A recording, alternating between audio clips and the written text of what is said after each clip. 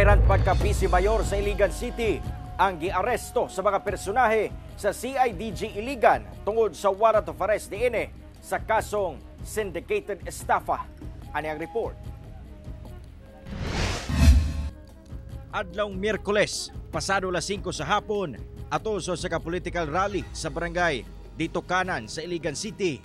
Ginakop sa mga personahe sa Criminal Investigation and Detection Group kung CIDG Iligan ang aspirant pagka-Vice Mayor sa syudad nga si Andres Visaya Jr. Kini pinasikad sa gihuptang warrant of arrest sa otoridad batok kang Visaya sa kasong syndicated estafa. Gi-issue among warrant sa RTC branch sa Isulan, Sultan Kudarat. He was about to have a rally. Mag-rally unta siya and then habta na mo siya dito. So giserve na mo siya.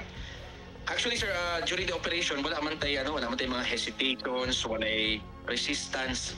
Hapsay man ang pag-serve.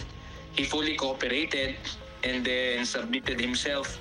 Wala na mihatag pa og dugang detalye ang CIDG sa kung unsa man ang mga detalye sa kaso nga gipasaka batok kang Visaya.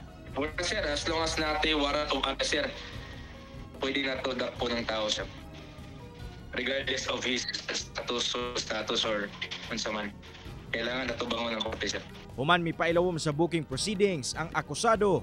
Gilayong kining gibiyahe padulong sa probinsya sa Sultan Kudarat aron dalhon sa korte kung asa ipahigayon ang pagdungog sa iyang kaso. Una pa man gidakop si Visaya kaniadto anaa kini sa political ticket ni kanhing Pro 10 Regional Director retired General Rolando Anduyan nga aspirant pagkamayor sa Iligan City.